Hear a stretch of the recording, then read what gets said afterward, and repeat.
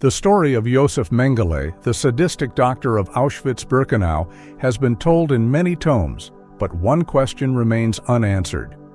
How could a person descend to such a level of depravity? Josef Mengele was born into a wealthy bourgeois family, the middle child of three, with an older brother Alois and a younger brother Karl.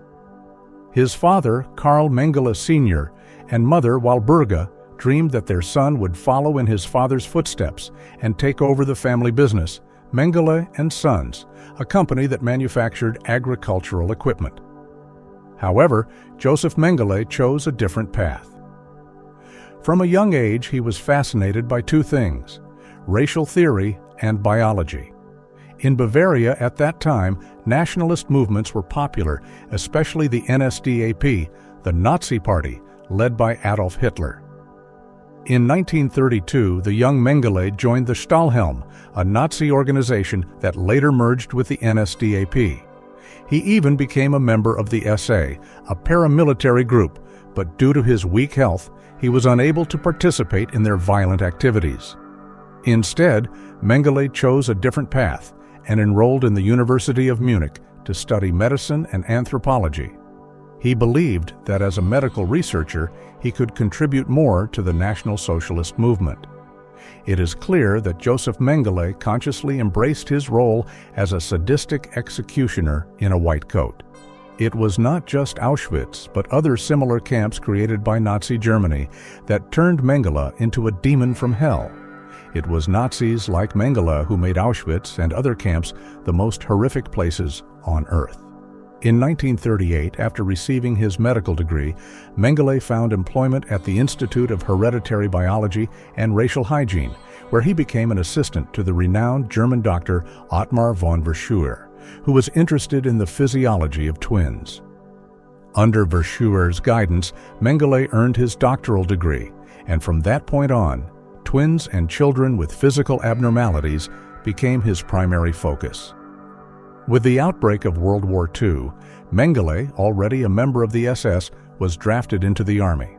However, his time in the Wehrmacht was brief, and he was soon transferred to a reserve medical battalion of the Waffen-SS.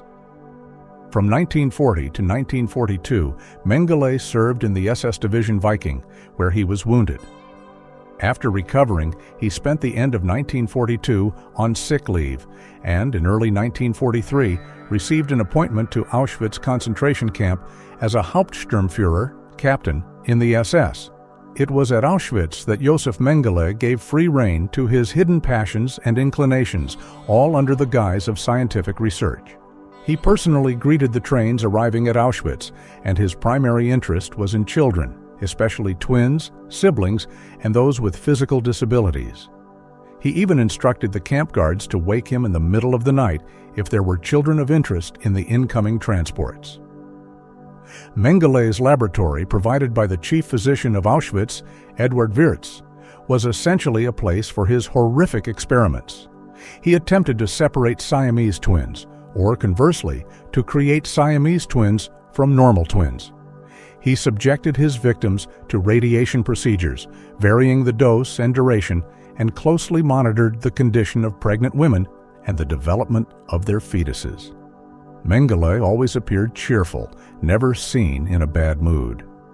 While subjecting his victims, women, and children to terrifying experiments, he would whistle, joke, and even encourage them. He insisted that his victims, as long as they were useful to him, be fed adequately and not be assigned to hard labor. He would ask the children to call him Uncle Joseph or Uncle Mengele, offering them chocolates, cookies, or candies, patting them on the head and saying kind words. Then, the kind uncle would place the child on the operating table and begin his experiments, often without anesthesia. The Nazi doctors preferred to perform their most gruesome experiments without anesthesia, seemingly enjoying the sight of their victims' suffering, all in the name of scientific purity and progress. Mengele was awarded a medal for his care of the German people, though it remains unclear what he did to deserve this honor. However, for people of other nationalities, encountering this devil incarnate was a nightmare. The Ovitz family, a Romanian Jewish family with an unusual trait, provided fascinating insights into Mengele's character. This large family included both dwarfs and people of normal height, and they earned their living by performing concerts, singing songs, and acting in skits. When they were captured and sent to Auschwitz, it was likely this unique trait that saved them.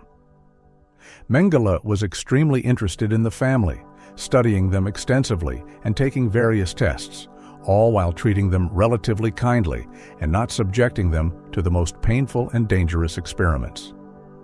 According to the family's recollections, they were given separate accommodations by Mengele, and he often visited them, enjoying their company and listening to their singing. The Ovitz family believed they had been saved by the devil himself. However, few of Mengele's patients were as fortunate as the Ovitz family. Most of the prisoners who fell into the hands of this researcher either did not survive his experiments or became disabled, unfit for work or further experiments, which meant certain death. The camp administration quickly and quietly dealt with the victims of the Doctor of Death, sending them to the gas chambers and crematoria. Josef Mengele not only used his prisoners for his experiments, but also assisted his colleagues. He shared his research reports with Verschuer and another Nazi scientist, Adolf Butenandt, a world-renowned medical researcher and Nobel Prize laureate. Butenandt was working on a drug for Luftwaffe pilots, and Mengele provided him with the livers of his victims, necessary for the development of the drug. After the war, neither Verschuer nor Butenandt faced any consequences for their involvement. Instead, they held important positions, and it was not until the end of the last century, when their connection to Mengele and his research was proven, that the organizations they worked for apologized to the victims of Nazi experiments and their families. Mengele himself successfully escaped from Auschwitz as the Red Army approached. In the initial years after the war, he lived in Germany under a false identity, and he was not initially sought after since the extent of his activities in Auschwitz only became known in the 1950s. By that time, Mengele had already fled to Latin America, moving from Argentina to Paraguay and then to Brazil, constantly changing names and addresses to evade the agents of Mossad, the Israeli intelligence service, who were trying to bring him to justice. Mengele died in Brazil in 1979, never facing trial. He escaped earthly justice, but could not avoid the judgment of history, alongside his fellow Nazi criminals, such as Irmfried Eberl, Rudolf Höss, Karl Klausberg, Maria Mandel, and others, who were rightfully condemned after the war.